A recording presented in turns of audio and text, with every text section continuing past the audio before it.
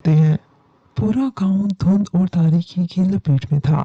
ऐसे में मौलवी असमत ने रोज की तरह वजू किया और ये जानने के बावजूद कि अल्लाह का कोई बंदा अल्लाह के इस घर में नहीं आने वाला, वो अजान की तैयारी कर रहा था। कुछ ही देर बाद वो लोगों को अल्लाह के घर की तरफ आने की दावत दे रहा था।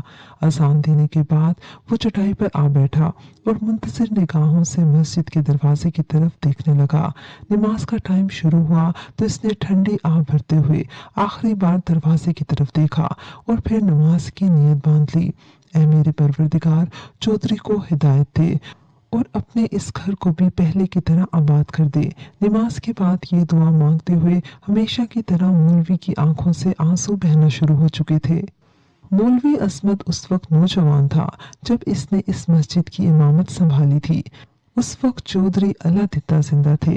वो बड़ा सादा मिजाज का इंसान था। रवायती चौधरियों से हटकर वो एक रहम दिल और खौफ खुदा रखने वाला इंसान था।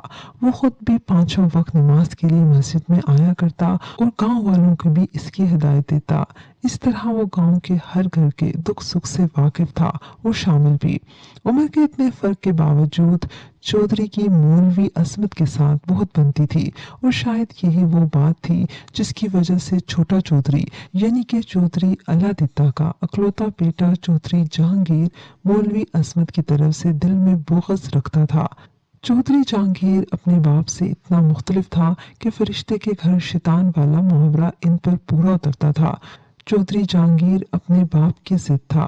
बाप में जितनी अच्छाइयाँ थी बेटा इतना ही गहराइयों में लथड़ा हुआ था।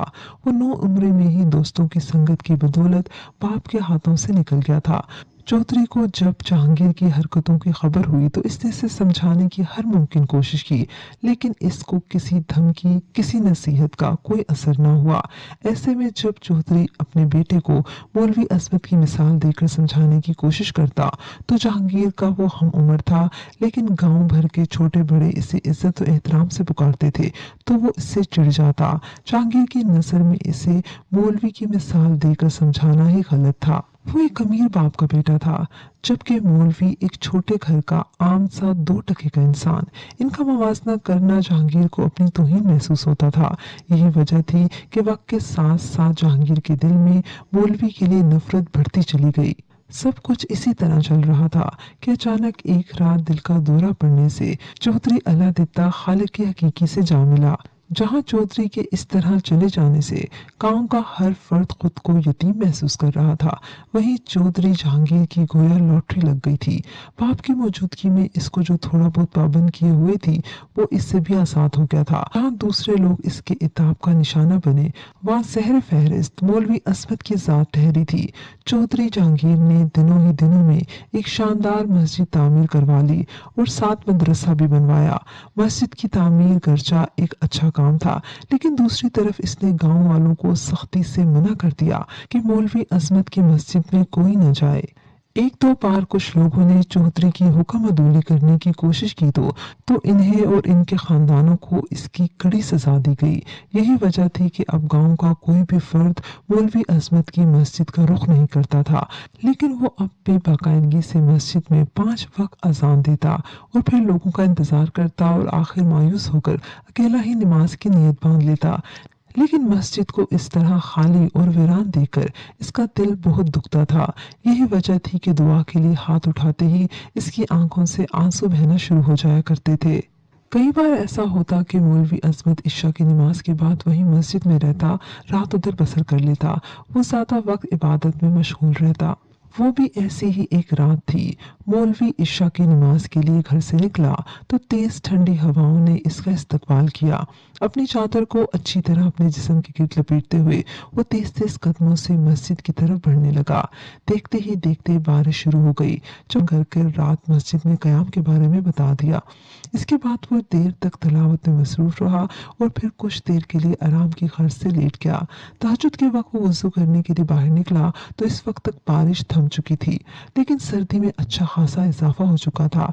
तहज्जुद की नमाज से फारिग होकर इसने एक बार फिर तलावत करना शुरू कर दी। तभी इसे महसूस हुआ जैसे इसने कोई आवाज सुनी है। पहले मौलवी ने इसे अपना वहम समझा, लेकिन जब इसको दोबारा कोई आवाज़ महसूस हुई तो वो अपनी जगह से उठकर खड़ा हो गया और मस्जिद के छोटे से सहन में निकल आया। हर तरफ अंधेरा छाया हुआ था। वो कान लगाकर सुनने की कोशिश करने लगा। तभी वो आवाज़ एक बार फिर सुनाई दी। अब किसी शक व शुबा की गुंजाइश नहीं थी, क्योंकि इस बार मौलवी ने वाज़िह तौर पर किसी इंसान के कराहने की आवाज़ सुनी थी। कौन है? मौलवी ने ऊंची आवाज़ में पुकारा और मस्जिद से बाहर निकल आया। कौन हो भाई और किधर हो तुम? अंधेरे में कुछ दिखाई नहीं दे रहा, ज़रा आवाज़ दो ताकि मैं तुम तक पहुंच सकूं। मौलवी ने इस बार पहले से ज्यादा बुलंद आवाज में कहा। जवाब में एक तरफ से कराहती हुई आवाज सुनाई दी।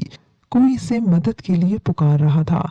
मौलवी मोबाइल की हल्की सी रोशनी में इससे मत भरने लगा। कुछ ही देर में वो इस जगह पहुंच चुका था जहां एक बूढ़ा शख्स जख्मी हालत में जमीन पर पड़ा था। मौलवी अजमत इसे सहारा देकर मस्जिद में ले आया और इसे अपने बिस्तर पर लटा दिया और फिर वो इसी वक्त अपने घर की तरफ रवाना हो गया। घर वाले इसे इस वक्त देखकर परेशान हो गए थे, लेकिन इसने इन्हें तसल्ली दी और खाना और मरहम पट्टी का सामान साथ लेकर अपना एक सूट लेकर वो वापस मस्जिद की तरफ रवाना हो गया। मौलवी असमत वापस मस्जिद में पहुंचा तो इसने देखा कि बूढ़ा तकलीफ की अजियत से बेहोश हो चुका था। इसने सबसे पहले बूढ़े के कपड़े बदले और फिर इसकी मरहम पट्टी करने में मसरूफ हो गया। इसने फारिग होकर इसे रजाई को अच्छी तरह बूढ़े के गिर्द लपेट दिया और घर से लाई हुई इजाफी रजाई भी बूढ़े पर डाल दी। इन सब कामों में सुबह की अजान का वक्त हो चुका था। बूढ़ा अभी तक बेहोश था।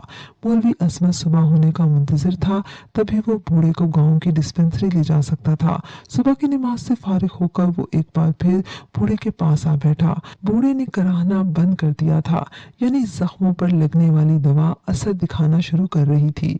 न जाने कौन है इस तूफानी रात में, कौन सी मजबूरी इसे घर से बाहर ले आई। हमारे गांव का तो नहीं है, शायद किसी के घर मेहमान आया होगा या फिर मुसाफिर भी हो सकता है। मौलवी अजमत कयास आराइयों में मसरूफ था जब बूढ़े के बदन में हल्की सी जंबिश हुई और इसने आंखें खोल दी। बाबा जी, अब कैसा महसूस कर रहे हैं?